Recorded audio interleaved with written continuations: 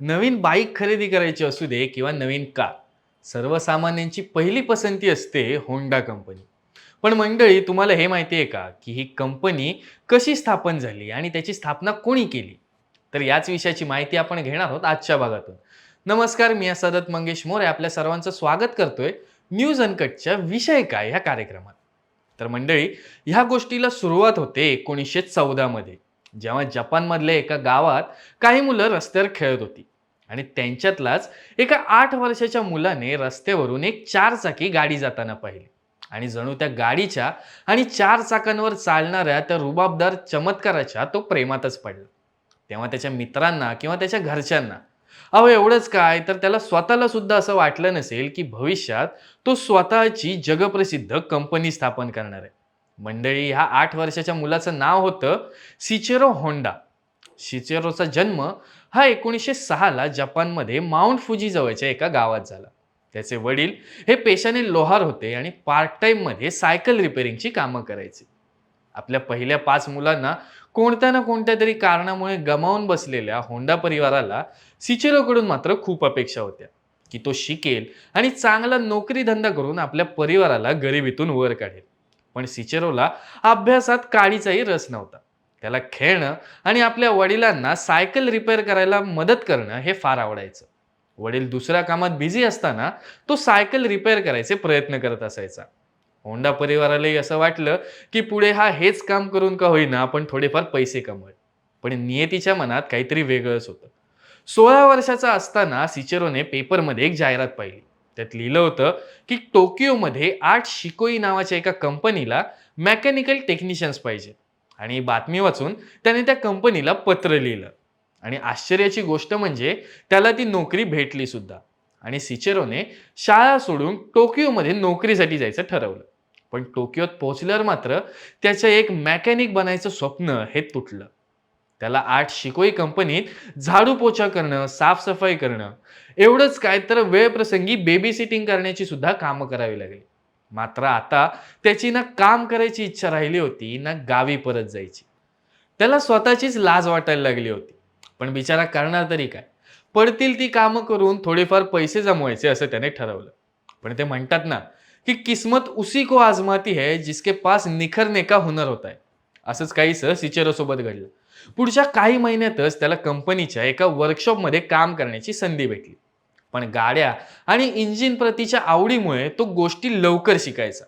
पुढच्या काही महिन्यातच त्याने 8 शिकोई कंपनीसाठी युज्ड इंजिनचा वापर करून 2 स्पोर्ट्स कार बनवल्या, ज्यांनी पहिल्यांदा स्पर्धेत उतरत जॅपनीज मोटर कार चॅम्पियनशिप 1924 मध्ये पहिला क्रमांक पटकावला. ह्या गाड्या होत्या 8 डेमलर आणि कर्टिस. मंडळी, अजूनपर्यंत सिचेरो एक मेकॅनिक होता, पण या स्पर्धेपासून तो एक रेस ड्रायव्हर आणि इंजिनियर म्हणून जगासमोर आला. आणि ह्या स्पर्धेनंतर त्याने स्वतःला पूर्णपणे मोटर स्पोर्ट्ससाठी वाहून घेतलं. पुढे वयाच्या अवघ्या 22व्या वर्षी त्याने 8 शिकोई कंपनीच्या हामामात्सू शहरातल्या नवीन शाखेसाठी नियुक्त केलं गेलं. त्यांनी या शाखेची सुरुवात ही एका वर्करला सोबत घेऊन केली होती. पण बघता बघता या वर्कर्सची संख्या 30 पर्यंत पोहोचली. आणि याचाच फायदा घेत सिचेरोने आपल्या मालकासाठी आणखीन एक स्पोर्ट्स कार बनवली, जिचा टॉप स्पीड होता 120 किलोमीटर पर आवर. आणि हा पुढच्या 20 वर्षांसाठी जपानमधील सर्वात फास्टेस्ट कारचा रेकॉर्ड राहिला. पण याच दरम्यान सिचेरो होंडा यांचा एका रेस दरम्यान भीषण अपघात झाला, ज्यात त्यांचा जीव तर वाचला, पण एक हात पूर्णपणे फ्रॅक्चर झाला, एक खांदा डिस्लोकेट झाला आणि चेहऱ्याला मोठ्या प्रमाणात दुखापत झाली होती. पण या गोष्टीतून रिकव्हर होत असताना मात्र त्यांच्या एक गोष्ट लक्षात आली की यांना ह्यापुढे मेकॅनिक म्हणून काम करता येणार नव्हतं. त्यामुळेच त्यांनी 8 शिकोई कंपनीला एक प्रस्ताव दिला की गाड्या बनवण्यासोबतच आपण स्पेअर पार्ट बनवायलाही सुरुवात करू. पण कंपनीच्या पदाधिकाऱ्यांकडून ही ऑफर लगेचच रिजेक्ट करण्यात आली. कारण कंपनीचं मत होतं की सध्या कंपनीला चांगला फायदा होतोय आणि अशात कोणत्याही प्रकारची रिस्क घेणं हे कंपनीला मूर्खपणाचं वाटत होतं. पण मग मात्र 1936 मध्ये, म्हणजेच वयाच्या अवघ्या 30व्या वर्षी, सिचेरो होंडा यांनी आपल्या एका मित्राला सोबत घेऊन टोकाई सेकी हेवी इंडस्ट्री या नावाची कंपनी सुरू केली आणि आपल्या मित्राला ह्या कंपनीचा प्रेसिडेंट बनवलं. आता कंपनी तर सुरू झाली होती, पण त्यांच्याकडे ना कोणत्याही प्रकारची फंडिंग होती, ना कोणतंही काम. होंडा सकाळी 8 शोकाईमध्ये काम करायचे आणि रात्री आपल्या कंपनीत ब्लॉक पिस्टन बनवायचा प्रयत्न. पण त्यांच्या ह्याच धकाधकीच्या कामामुळे त्यांची तब्येत हळूहळू बिघडत होती आणि एकामागोमाग एक अपयश त्यांचा रस्ता अडवत होतं. पण तेवढ्यातच त्यांनी मेटलर्जीमध्ये महारत प्राप्त करण्यासाठी एका युनिव्हर्सिटीमध्ये ॲडमिशन घेतलं आणि 1939 मध्ये 3 वर्षांच्या कठीण परिश्रमानंतर त्यांनी फायनली एक पिस्टन बनवलंच. यानंतर त्यांनी आर्ट शिकोईमधलं काम सोडलं आणि फुल टाइम पिस्टन बनवायचं काम करू लागले. पण त्याने ही गोष्ट माहितीच नव्हती की त्यांनी बनवलेल्या पिस्टनमध्ये अनेक फॉल्ट्स होते. काय वाटतं मंडळी, होंडानी पुढे काय केलं असेल?